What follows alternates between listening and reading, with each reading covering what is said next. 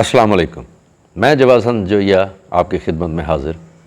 आज हमारा टॉपिक मकई की फसल में पोटाशियम की कमी की अलामात। आपको पहले और हमेशा से ये बताता रहा हूँ कि हाइब्रिड मकई बहुत ज़्यादा पोटाश डिमांड करती है, यानी कि इसको काफ़ी ज़्यादा मिकदार में पोटाश की ज़रूरत होती है। हमारे अमूमन रकबे दरमियाने दर्जे की पोटाश कंटेन करते हैं, यानी कि ज़मीन में पोटाश का लेवल दरमियाने दर्जे का। बहुत कम रकबे होते हैं, बहुत कम ज़मीनें होती हैं जिनमें पोटाश की मिकदार ज़्यादा होती है, और ऐसे रकबे भी काफ़ी तनासुब में मौजूद हैं जहाँ पे ज़मीन में पोटाश का लेवल काफ़ी कम होता।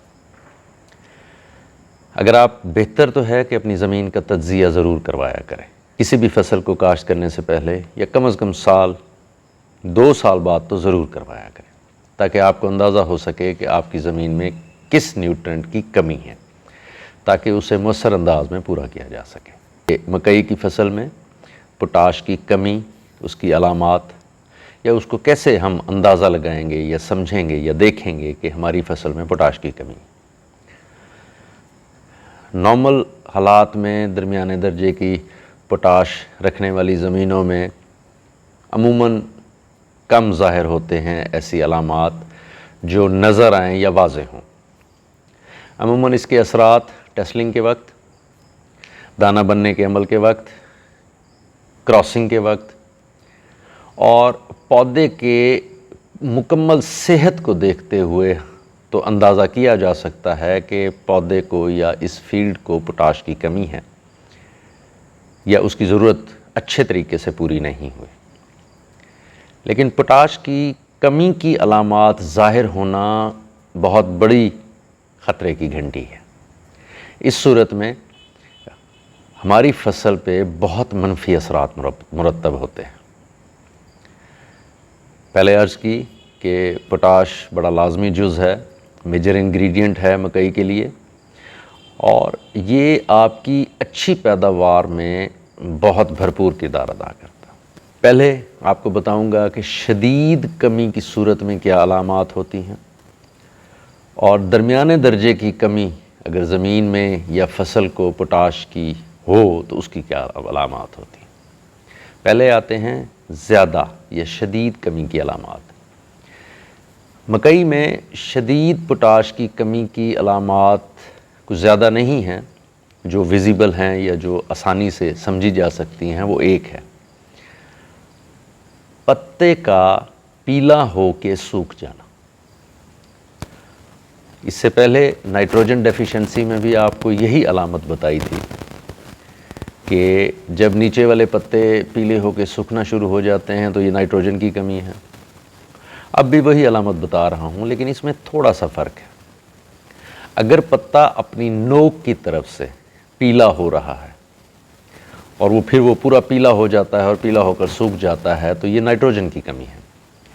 अगर पत्ता अपने सेंटर से, दरमियान से, या उस जगह से जहाँ पे वो पौधे के साथ अटैच है, वहाँ से पीला होना शुरू करता है और नोक की तरफ आता है आहिस्ता आहिस्ता पीला होकर, तो ये पोटाश की कमी की अलामत है।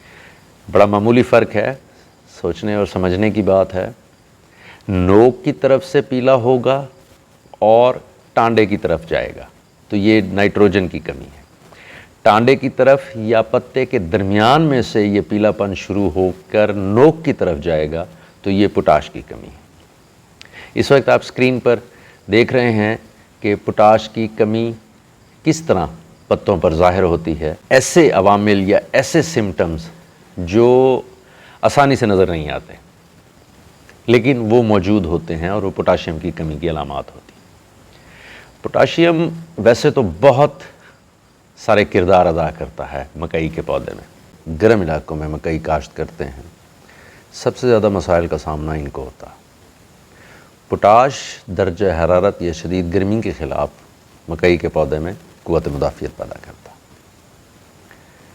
अगर पोटाशियम की ज़रूरत पौधे की पूरी नहीं होगी या कमी का शिकार होगा, एक तो पोलन कमज़ोर हो जाएगा, यानी पोलिनेशन या क्रॉसिंग के अमल में सही तरीके से ग्रेन की फॉर्मेशन नहीं होगी, क्रॉसिंग नहीं होगी। अमूमन आप देखते हैं कि सिटी ऊपर से खाली होती, उसके 2 इंच 3 इंच 2.5 इंच ऊपर के हिस्से से खाली होती है।